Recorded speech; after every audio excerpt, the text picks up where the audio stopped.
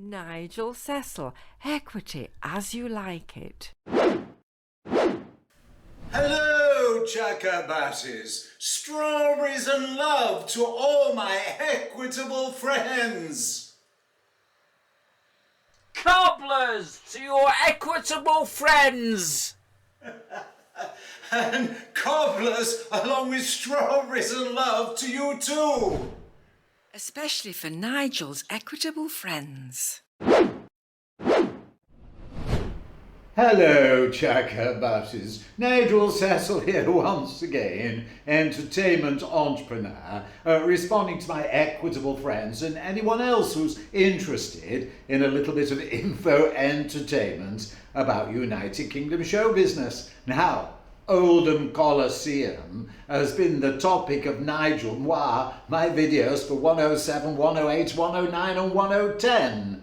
And hopefully, after all that time with this video, we've come to some sort of conclusion, haven't we? Yes, it's a little bit windy here on location today, Hilary. Are you coming inside or staying on the balcony? A bit breezy round the hollyhocks. But anyway, my equitable friends have said, Nigel, with what's going on at Oldham Coliseum, what would you do if you were in charge? Well, you see, I know there's an interim chief executive, Chris Lawson, and I've looked at his CV. One very credible. So we're going to mention that later on. But in fact, what would I do? Think out of the box.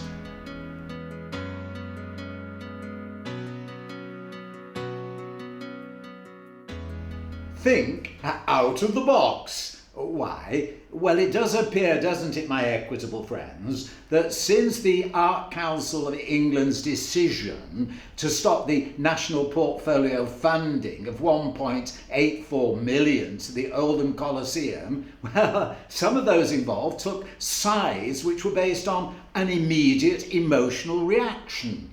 Like Equity, the trade union for actors, variety entertainers and other creatives, suddenly started saying, well, the decision is reckless, reverse your decision. And some were calling for the arts councils to be abolished, get rid of them, give more funding power to the workers. But were they aware of all the facts? And Nigel, in the last few videos, has been trying to look at that to see what all the facts were about. And indeed, there was a cabinet meeting. Cabinet, yes, some say people should be locked up. Yes, indeed. Hilary, thank you. A cabinet meeting of Oldham Council earlier this week. And one of the members of Equity, congratulations to him for doing it so well, Chris Clarkson from the Greater Manchester Regional Branch, went along to that cabinet meeting and asked the leader of Oldham Council, Amanda is it? Yes, nice sounding name, Amanda, 9 pertinent questions. But did Chris receive the answers that would satisfy professional members of Equity? Here are the questions.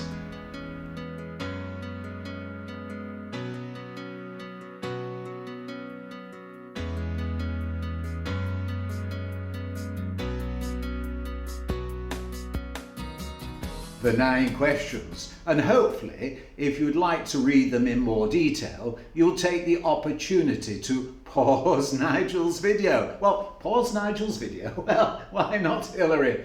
But my equitable friends have said, Nigel, please will you thank Chris Clarkson and the other members from Equity and fellow supporters who went along to show their concern about any possible closure of Oldham Coliseum. So well done, everyone. But where does that leave us? Because having had a chat with my friends, they've said, Nigel, surely you must agree that the questions weren't really answered. Because it does seem that the basic responses were, those were very good questions, but those don't really concern us. You need to speak to the Arts Council England. And then Oldham Council would go on and say, those questions, those don't really concern us. You need to speak to Oldham Coliseum.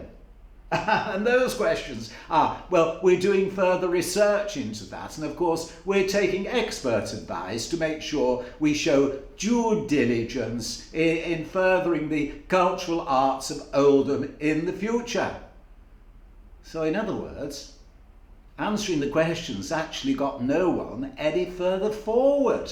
Other than we did learn that apart from the government's new town deal, in which they gave Oldham Council some £6 million towards the new theatre, Oldham Council themselves are putting in £18 million towards the new theatre. So that's good news. Acclaim to Oldham Council for doing that. But out of the box, Nigel, my friends are asking me, what would you do? So at this point, I'm going to refer to the report from Oldham Council that mentioned Chris Lawson, the new interim chief executive of Oldham Coliseum. Here's what they reported Chris as saying.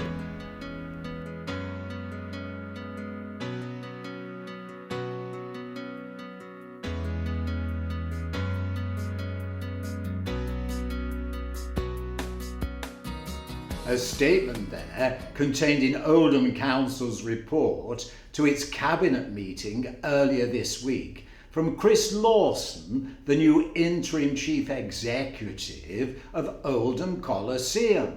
Now, I've mentioned the closing part of this statement before, but this time I'm going to highlight it again, looking at it through different glasses, because we've gleaned more information since then.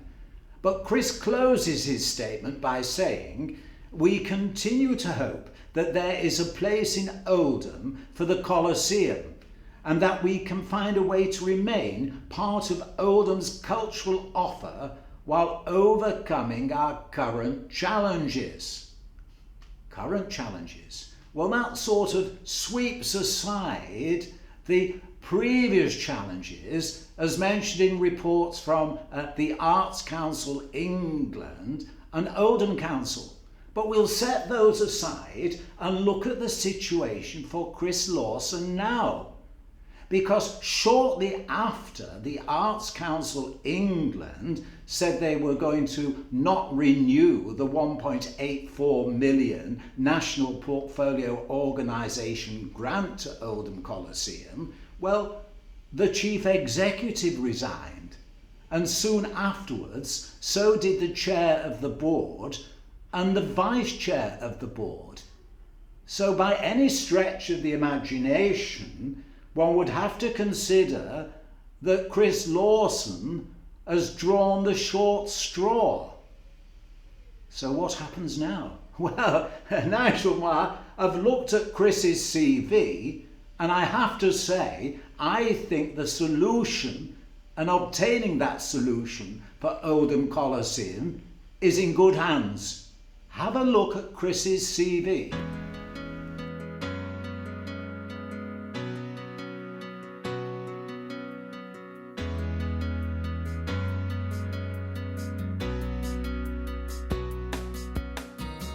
In good hands. The future of Oldham Coliseum in good hands. And Nigel Moir, looking at Chris's CV, has no doubt that under the current circumstances, Chris has the commitment to show business, entertainment, the creative, innovative skills and talent to drive Oldham Coliseum forward successfully.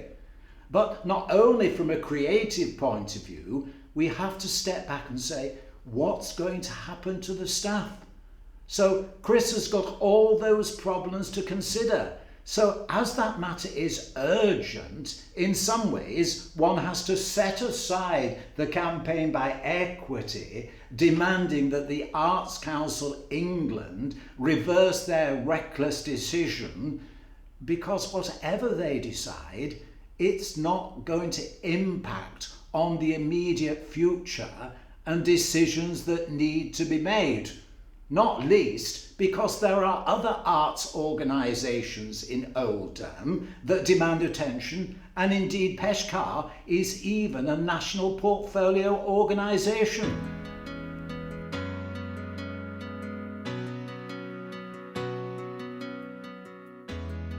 It's amazing how things may quickly change, because the sun's come out here and Hillary is now sunbathing themselves on the balcony, but still reminding me to get on with it, because I was asked the question as an entertainment entrepreneur, what would you do in the current situation to ensure that Oldham Coliseum remained an integral part of the artistic and cultural ecology of Oldham?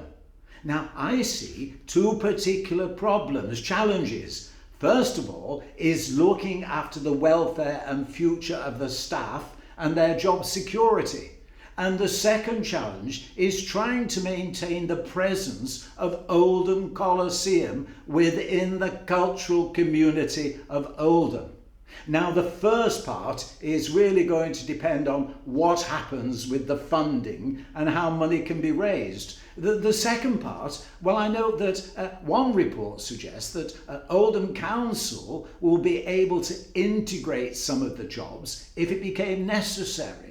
But the other thing is, I spotted, Oldham Council do now have 1.84 million for the cultural arts of the area.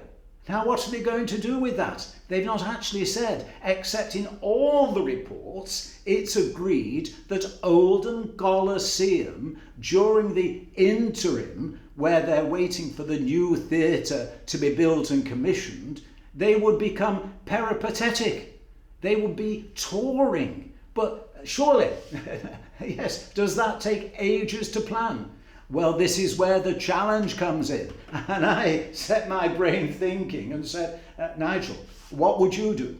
Because really what we need is a rehearsal space, a storage space, and an office. And then surely we can go for it. So I'm really just doing this as ways of creating a challenge to say, come up with some ideas, and not those just at Oldham Coliseum, those stars who are supporting them. Come up with some idea that promotes Oldham Coliseum as still being part of the cultural arts and welfare of Oldham.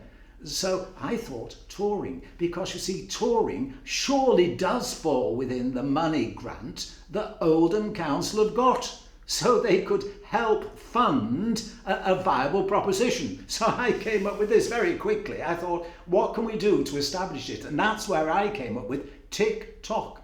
TikTok. And I took the map of Oldham, the area covered by the town, and then developed this idea, TikTok.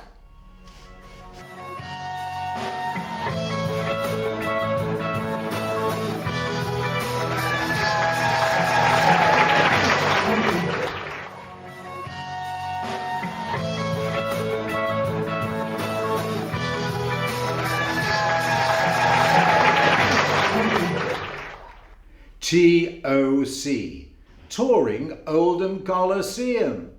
Well, there you have it. Nigel's idea is to go on tour. But this idea is not somehow to say, well, it's worthy of acclaim of touring Oldham Coliseum. No, it's to show that if Nigel Moir can come up with an idea in, a few hours, then what may better creative minds come up with to establish and keep the name of Oldham Coliseum at the forefront of the cultural arts of Oldham? And indeed, Nigel was asked, well, what would be your first production? We even went along with that one and said, Ghosts. Our first production would be Ghosts of the Oldham Coliseum, because that's what Oldham Coliseum was famous for, the most haunted theatre in the United Kingdom. And imagine what you could do with a script about ghosts. You can bring historical, you can bring in cultural, you can bring in social, because who knows what ghost you're going to create. So we even thought of a poster.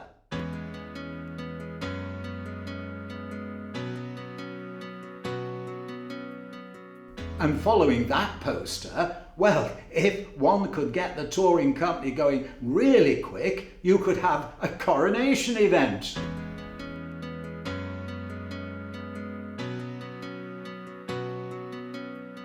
A coronation event.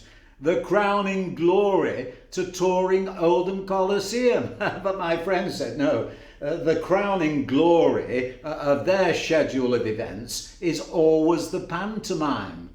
So what are you going to do about that, Nigel? Well, I noticed that Oldham Council mentioned the Spindle Centre, and I had a look at their website and found this.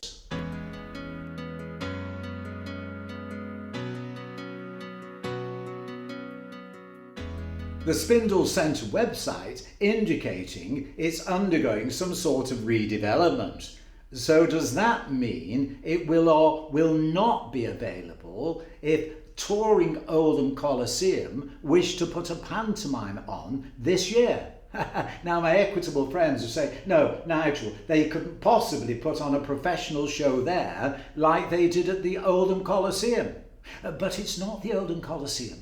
It's touring Oldham Coliseum, and of course one cuts one's coat according to one's cloth. And I can recall a real character no longer with us called Aubrey Phillips. And Aubrey had a theatre in Rhyl and was also renowned for putting on pantomime productions here, there and everywhere, wherever he thought he could make money for everybody. And did he have fun? Everybody working for Aubrey Phillips had fun. And one of the productions, because Aubrey's philosophy was, if you put on something that the audience found entertaining, they will spread the word and more people will come.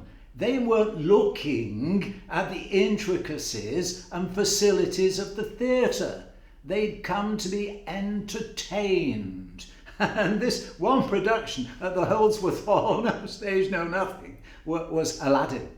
And the Widow Twankey was played by Billy Wells, a really established, veteran dame. And Wishy Washy was played by a local character who was new to the biz. And the highlight of their performance was playing the bells of St. Mary's. Widow Twankey on the handbells and Wishy Washy on the tubular bells. And always Aubrey Phillips turned up to the dress rehearsals of any of his shows with the amber nectar in one hand and the glass in the other. Start the show. And then Aubrey became more and more involved. And it turned out, of course, this particular dress rehearsal, the bells hadn't arrived in time. And just before they were due to go on, Wishy Washy and Widow Twankey, the stage manager said, it's arrived, the gear's arrived, get it on the stage quick. And it was put on the stage quick, and Wishy Washy and Widow Twankey went on for their showpiece. And Wishy Washy said to Widow Twankey, I've no idea what to do. And Widow Twankey said, it doesn't matter, he's had a lot of the amber nectar, hit anything. And this cacophony of the bells of St. Mary's, well, rendered anything that anybody's ever heard before. And just before they finished, Aubrey said, stop the show. And Widow Twankey turned round to Wishy and said, we're in for it now, duck, we're in for it. And Aubrey said, all the cast, I want you out here now, all of you, and the little orchestra out here now. And he turned, no, Wishy Washy, Widow Twankey, stay there. And he turned round to the cast and said, this is the first bit of pantomime I've seen all night. Widow Twankey and Wishy Washy do it again. And they looked at each other and said, this is what the biz is all about. So with that thought, touring Oldham Coliseum, the bells of St. Mary's to you.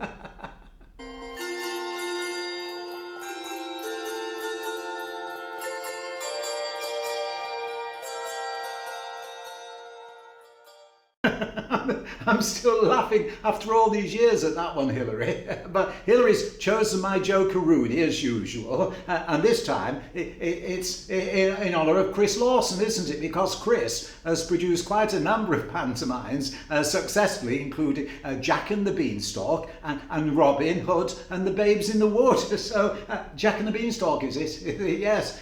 Joke-a-rooney. Why did Daisy the cow have a bell? Just for you, Chris. Why did Daisy the cow have a bell? Because her horns didn't work. All right, well, the best of luck, and hopefully everybody will come together and give ideas and support to Oldham Coliseum as they face the new challenges, and hopefully we'll see on the road touring Oldham Coliseum. So until then, Shakespearean love and strawberries to you all, touring Oldham Coliseum. Nigel Cecil, equity as you like it.